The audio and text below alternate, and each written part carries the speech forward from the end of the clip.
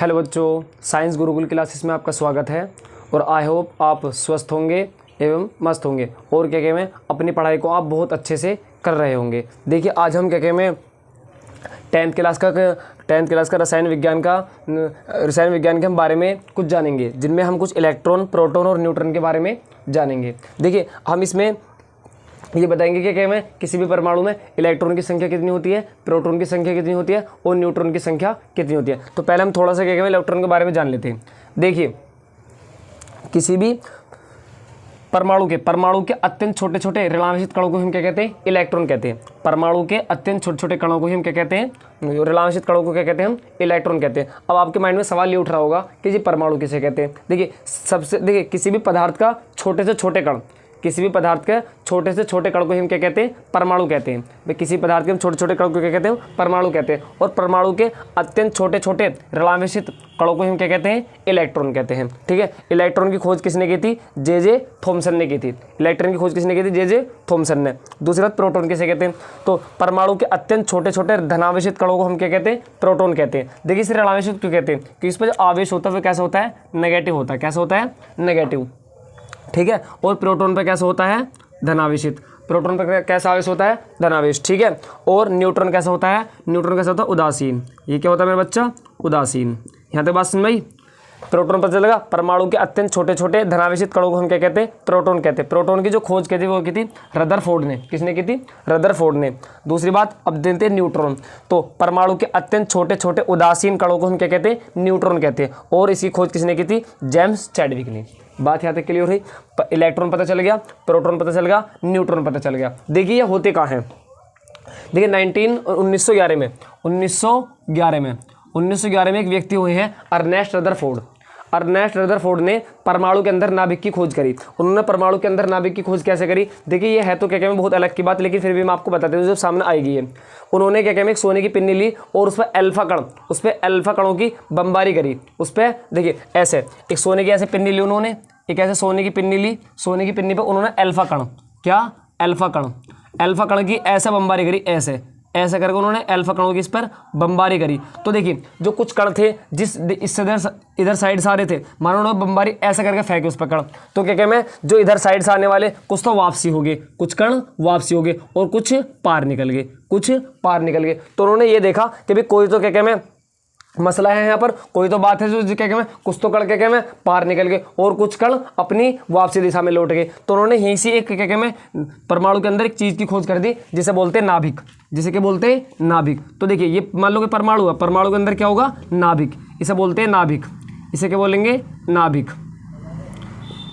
समझ रही है। नाभिक के अंदर उन्होंने दो चीज़ की खोज करी, किसकी, एक तो न्यूट्रॉन की और एक किसकी, एक प्रोटॉन की। एक न्यूट्रॉन और एक प्रोटॉन। तो देखिए न्यूट्रॉन प्रोटॉन कहाँ होते हैं, नाभिक के अंदर होते और नाभिक के बाहर होती हैं क्या, कक्षाएं। क्या होती हैं, कक्षाएं। एक 4 कक्षाएं होती है। देखिए एक होगी, 2, 3 और एक 4।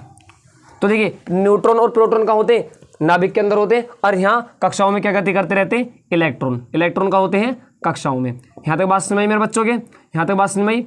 ठीक है, इलेक्ट्रॉन कहाँ पर होते हैं, कक्षाओं में।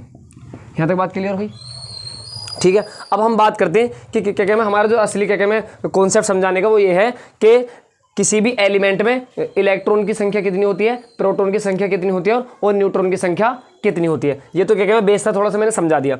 देखिए ये क्या कहते हैं एक एलिमेंट आपके सामने लिखा हुआ है, ये एलिमेंट आपके सामने लिखा हुआ है। देखिए इसे बोलते हैं परमाणु क्रमांक। जो यहाँ पर लिखा हुआ होता है इसे बोलते हैं परमाणु क्रमांक। इसे क्या बोलते हैं, परमाणु क्रमांक। पहले इतना समझेंगे आप, इसे क्या बोलेंगे, परमाणु क्रमांक।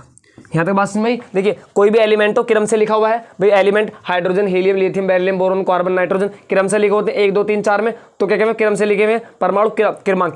क्यों रखा सर, क्योंकि वो क्रम से लिखा हुआ होता है। तो देखिए 11 के बाद 12 होगा, 12 के बाद क्या होगा, 13 पे एल्युमिनियम होता है। देखिए 13 पे क्या होता है, एल्युमिनियम। क्या कहते हैं 14 पे सिलिकॉन। ऐसा होता है। मैंने तो ऐसे क्या अलग अलग करके लिख रखे, लेकिन क्या कहते हैं क्रम से होता है। तो इसे बोलते हैं परमाणु क्रमांक। और जो यहाँ पर लिखा हुआ होता है ये, इसे बोलते हैं परमाणु भार।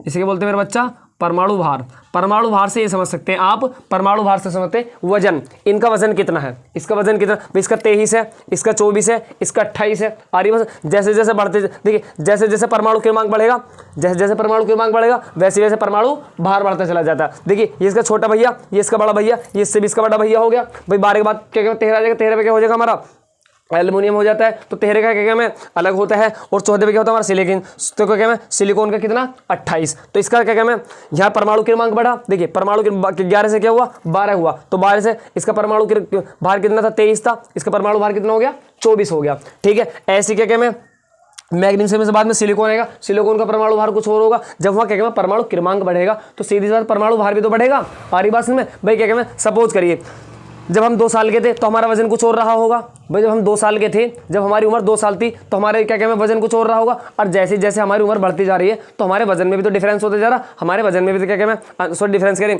परिवर्तन होता जा रहा है भाई हमारे क्या कहते हैं वजन में भी तो वजन बढ़ता ही तो जा रहा है, घट थोड़ी रहा है। जैसे जैसे हमारी एज बढ़ती चली जाएगी ऐसा हमारा वजन बढ़ता चला जाएगा। तो ऐसे ही इन एलिमेंट का मसला होता है, जैसे जैसे इनका क्रम बढ़ता चला जाता है वैसे वैसे इनका परमाणु भार बढ़ता चला जाता है, इनका परमाणु क्रमांक भी बढ़ता चला जाता है। बात समझ में आई? तो ये होता है इसका परमाणु क्रमांक, और ये क्या होता है इसका परमाणु भार। यहाँ तक बात समझ में, बात क्लियर हुई? इसमें देख लीजिए ये क्या होगा हमारा परमाणु, ये भी हमारा क्या होगा परमाणु क्रमांक, ये क्या होगा परमाणु क्रमांक, क्या होगा मेरे बच्चों ये परमाणु क्रमांक, और ये क्या होगा इसका परमाणु भार, ये क्या होगा इसका परमाणु भार। ठीक है, देखिए आपको आई होप ये क्या मैं आपने इसके स्क्रीनशॉट ले लिया होगा। इनसे आगे बात करते हैं, जगह नहीं है बोर्ड पर, आप भी देख रहे होंगे, यहाँ पर समझा देते हैं आपको। अब देखिए पता चल गया। अब देखिए आप सोडियम लीजिए, हम सोडियम से आपको सारी चीज़ क्लियर कर देंगे। कितना होगा सोडियम का 23 हो गया, सोडियम का कितना होगा 23। तो देखिए ये होता है परमाणु क्रमांक, क्या होता है ये परमाणु क्रमांक, परमाणु क्रमांक, ये हो गया परमाणु क्रमांक, और ये होगा परमाणु भार, परमाणु भार, ये होगा हमारा परमाणु ओहो कैसा होती है ये परमाणु भार, ये क्या होगा हमारा बच्चा परमाणु भार। देखिए जो जितना परमाणु क्रमांक होता है, परमाणु क्रमांक, परमाणु जितना परमाणु क्रमांक होगा उतने ही क्या होंगे। देखिए मैं यहाँ पे लिख देता हूँ electron, electron, proton, neutron, neutron, क्या होगा न्यूट्रॉन। हम यही सी संख्या निकालनी बता देंगे आपको। देखिए जितना परमाणु क्रमांक होगा, जितना परमाणु क्रमांक होगा उतने क्या होंगे मेरे बच्चे इलेक्ट्रॉन होंगे, जितने परमाणु क्रमांक होगा उतने ही इलेक्ट्रॉन होंगे। देखिए सोडियम का परमाणु क्रमांक कितना 11 है, तो इलेक्ट्रॉन भी 11 है। मैग्नीशियम का परमाणु क्रमांक कितना 12 है, इलेक्ट्रॉन भी 12 है। सिलिकॉन का परमाणु क्रमांक कितना 14, इलेक्ट्रॉन भी 14। बात क्लियर हुई? बात समझ में मेरे बच्चों को बात समझ में, डाउट क्लियर हुआ? आगे देखिए प्रोटॉन, जितने इलेक्ट्रॉन होते हैं सेम प्रोटॉन होते हैं, सेम क्या होते हैं मेरे बच्चों प्रोटॉन होते हैं। बताइए अब सिलिकॉन में बता दोगे तुम क्या क्या कितने प्रोटॉन है 14, बता दोगे मैग्नीशियम में कितने प्रोटॉन है 12, क्या कार्बन में बता दोगे कितने प्रोटॉन है 6। बात समझ में? जितने इलेक्ट्रॉन उतने ही प्रोटॉन, जितने इलेक्ट्रॉन उतने ही प्रोटॉन। बस न्यूट्रॉन की बात होती है, न्यूट्रॉन होता है, न्यूट्रॉन का एक फॉर्मूला होता है क्या, परमाणु भार, परमाणु भार, इसका होता है परमाणु भार माइनस परमाणु क्रमांक, माइनस परमाणु क्रमांक, क्या होता है माइनस परमाणु क्रमांक। आज क्या हो रहा है भाई, परमाणु क्रमांक, परमाणु क्रमांक, इसका बस फॉर्मूला होता है न्यूट्रॉन निकालने का।